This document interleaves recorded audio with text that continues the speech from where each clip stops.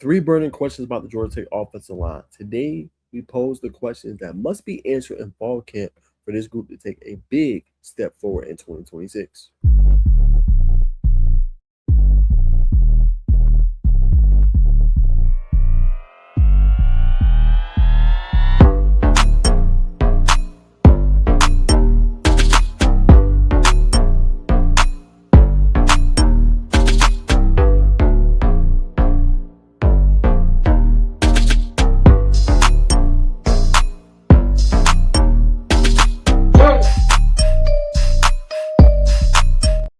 All right, what's going on, everybody, man? Welcome back to another episode. Make sure you guys like, comment, subscribe, hype up the video, and make sure you share with a friend and join and become a member today on the channel. Now, today we're talking about Georgia Tech Yellow Jackets, man, and we're talking about 3 burning questions on the offensive line, right? A group that to me is getting a little bit overlooked, right, to a certain degree. Now, when you go to Phil Steele, he had some rankings that came out about the offensive line, and Georgia Tech actually was graded pretty well when it comes to the offensive line in the rankings. I didn't think they would be ranked this high, but in these rankings, Phil rated Georgia Tech in the top 25. Again, a little bit surprising to say the least, with everything they lost, right? Because the thing with the offensive line, guys, is Georgia Tech lost. One second, y'all.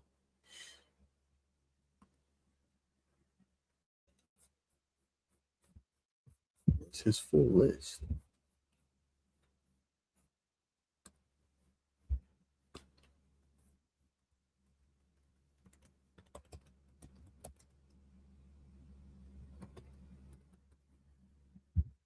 It doesn't show.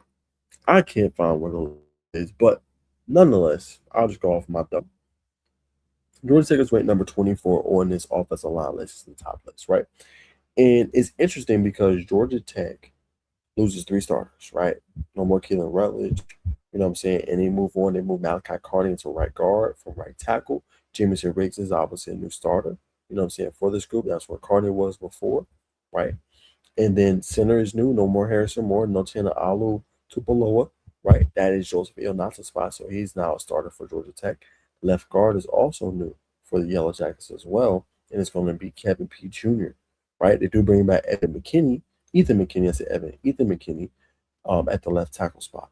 So a brand new group, you'd be surprised that they're ranked number 24 with all the changes. But I think part of that comes into play because they had a guy get to the league, right? And that was obviously Keelan Rutledge. So how you look and how you view Georgia Tech is much different than how you would view them if that did not happen, right? So I think that goes into their favor when we talk about that top 24 ranking, right?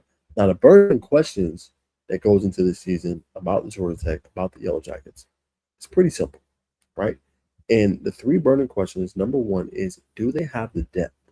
That's the biggest question, right? Do they truly? Okay,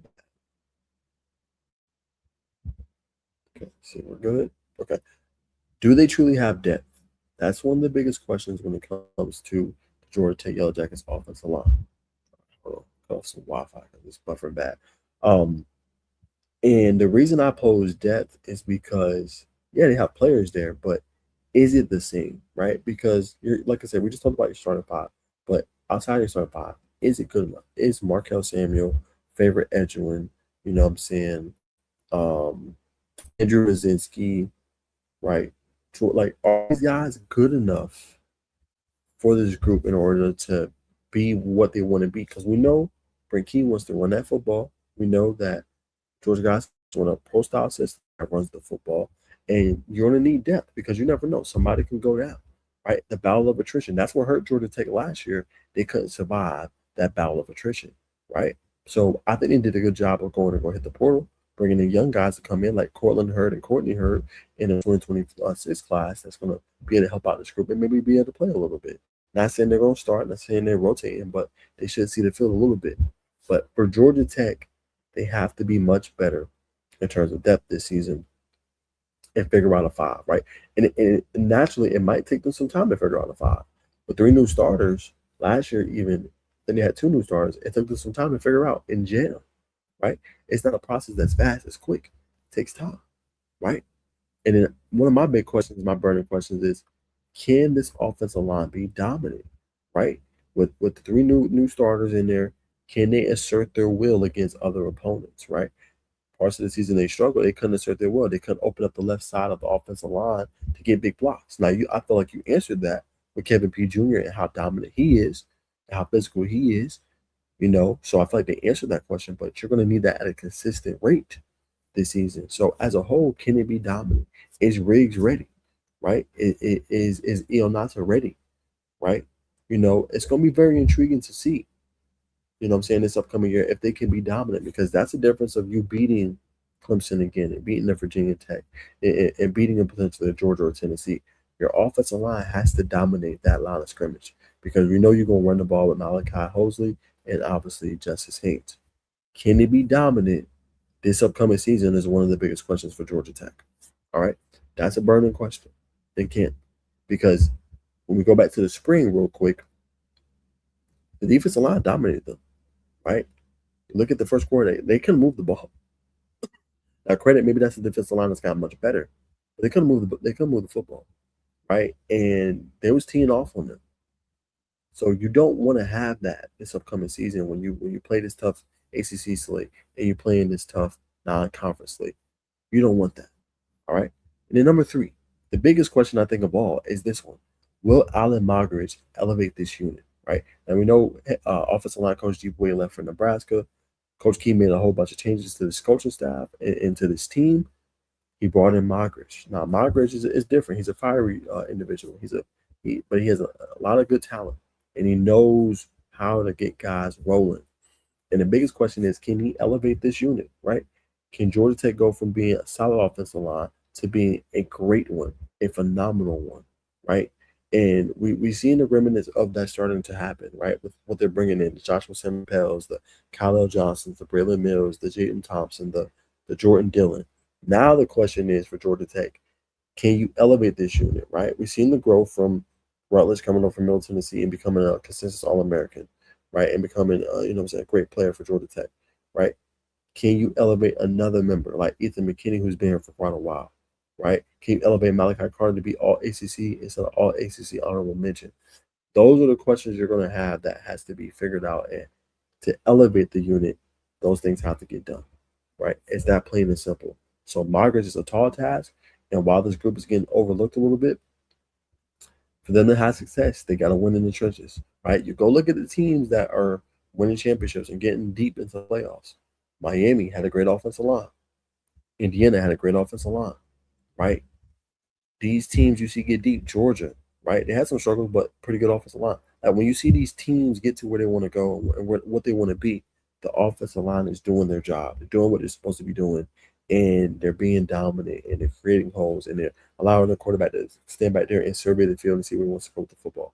So, tall task, and it's going to be different for Marcus. Like I said, 3 new starters in a group that has to mesh and gel together early in the season, right? And there's so many different moving pieces because you got a new running back in the fray. You got a new quarterback in the fray that's learning the scheme in the system. So there's a lot of changes, right? Will he be equipped enough in order to handle that and elevate this unit, right? So for me, those are the 3 biggest burning questions. Can the unit be elevated? Can they be dominant? You know what I'm saying? Can they go toe to toe with the defensive line for Georgia Tech? And then do they truly have depth? Right? Because you're going to need that at some point in the season. Somebody could go down. Right? Somebody could be nicked and banged up and can't play a game. When you turn to, let's say, Cortland Hurd, or you turn to a Will Reed at center position, or you turn to, a Jordan Floyd, can they go in there and not miss a beat? Can they go in there and dominate? Right? Can they go in there and handle their business? Those are key questions that Georgia Tech will have to answer in fall camp.